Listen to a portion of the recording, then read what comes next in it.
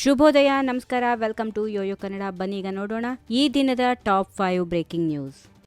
ರಾಜ್ಯ ಸರ್ಕಾರದ ವಿರುದ್ಧ ಬಿಜೆಪಿ ನಡೆಸುತ್ತಿರುವ ಜನಾಕ್ರೋಶ ಯಾತ್ರೆಗೆ ಪ್ರತಿಯಾಗಿ ಇದೀಗ ಬೆಲೆ ಏರಿಕೆ ಖಂಡಿಸುತ್ತಾ ಕೇಂದ್ರ ಸರ್ಕಾರದ ವಿರುದ್ಧ ಕಾಂಗ್ರೆಸ್ ಜನಾಕ್ರೋಶ ಯಾತ್ರೆಗೆ ಮುಂದಾಗಿದೆ. ಕೇಂದ್ರ ಸರ್ಕಾರದ ವಿರುದ್ಧ ಏಪ್ರಿಲ್ 17ರಂದು ಬೆಂಗಳೂರಿನ ಫ್ರೀಡಂ ಪಾರ್ಕ್ ಜನಾಕ್ರೋಶ ಯಾತ್ರೆ ಮಾಡುತ್ತೇವೆ. ಬಿಜೆಪಿಯಲ್ಲಿ ಎಲ್ಲರೂ ವೀರರು, ಶೂರರು ಆಗೋಕೆ ಹೊರಟಿದ್ದಾರೆ. ಕೇಂದ್ರದ ವಿರುದ್ಧ ಬಿಜೆಪಿಯವರು ಜನಾಕ್ರೋಶ ಯಾತ್ರೆ ನಡೆಸುತ್ತಿದ್ದಾರೆ ಎಂದು ವ್ಯಂಗ್ಯವಾಡಿದರು.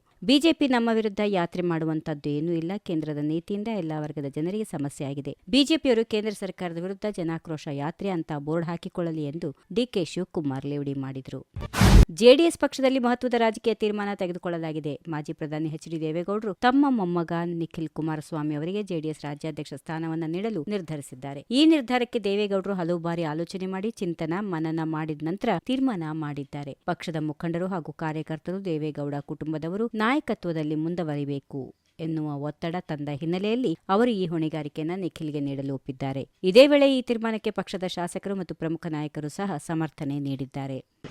ವರಿಷ್ಠರು ನೀಡಿರುವ ಹೊಣೆಯನ್ನು ನಿರ್ವಹಿಸುವೆ, ನಾನು ಮುಖ್ಯಮಂತ್ರಿ ಆಗಲು ಹೊರಟವನಲ್ಲ ಎಂದು ರಾಜ್ಯ ಬಿಜೆಪಿ ಅಧ್ಯಕ್ಷ ಬಿವೈ ವಿಜೇಂದ್ರ ಎಂದು ಸ್ಪಷ್ಟಪಡಿಸಿದ್ದಾರೆ. ಮೊದಲು ಕಾರ್ಯಕರ್ತರ ವಿಶ್ವಾಸವನ್ನ ನಾವೆಲ್ಲರೂ ಒಟ್ಟಾಗಿ ಗೆಲ್ಲುತ್ತೇವೆ, ಬಳಿಕ ಚುನಾವಣೆಯಲ್ಲಿ ಮತದಾರರ ವಿಶ್ವಾಸ ಗೆಲ್ಲುತ್ತೇವೆ.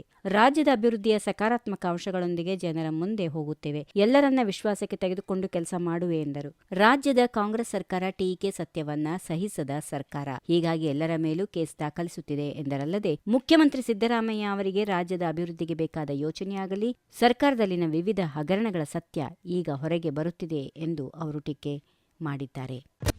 ಮಹಾರಾಷ್ಟ್ರ ಹಾಗೂ ಹರಿಯಾಣದಲ್ಲಿ ಇವಿಎಂನಲ್ಲಿ ಮೋಸ ಮಾಡಿ ಬಿಜೆಪಿ ಗೆದ್ದಿದೆ ಎಂದು ಎಐಸಿಸಿ ಅಧ್ಯಕ್ಷ ಎಂ ಮಲ್ಲಿಕಾರ್ಜುನ್ ಖರ್ಗೆ ಅವರು ಹೇಳಿಕೆಗೆ ತಿರುಗೇಟು ನೀಡಿರುವ ಸಿಟಿ ರವಿ ಅವರು ಅನೇಕ ರಾಜ್ಯಗಳಲ್ಲಿ ಇಂಡಿ ಒಕ್ಕೂಟ ಇಂಥ ಮೋಸ ಮಾಡಿಯೇ ಚುನಾವಣೆ ಗೆದ್ದಿದ್ದಾರೆ ಎಂಬುದು ನಿಮ್ಮ ಮಾತಿನ ಅರ್ಥವೇ ಎಂದು ಖಾರವಾಗಿ ಪ್ರಶ್ನಿಸಿದ್ದಾರೆ. ಕಾಂಗ್ರೆಸ್ ರಾಷ್ಟ್ರೀಯ ಅಧ್ಯಕ್ಷರಾದ ಎಂ ಮಲ್ಲಿಕಾರ್ಜುನ್ ಖರ್ಗೆ ಅವರೇ ಇವಿಎಂ ಮಹಾಮೋಸ ಎಂದು ವ್ಯರ್ಥ ಪ್ರಲಾಪ ಮಾಡುತ್ತಿರುವ ನೀವು ಹೇಳ ಹೊರಟಿರುವುದು ಏನು ಎಂದು ವ್ಯಂಗ್ಯವಾಡಿದ್ದಾರೆ.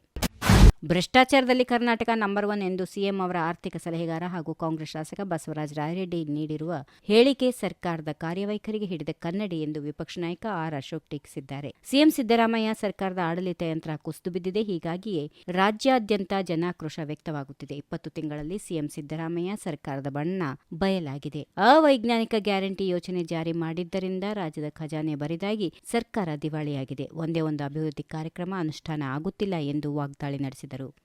ಈ ವಿಡಿಯೋ ನಿಮಗೆ ಇಷ್ಟವಾದಲ್ಲಿ ಲೈಕ್ ಮಾಡಿ, ಶೇರ್ ಮಾಡಿ, ಸಬ್ಸ್ಕ್ರೈಬ್ ಮಾಡಿ.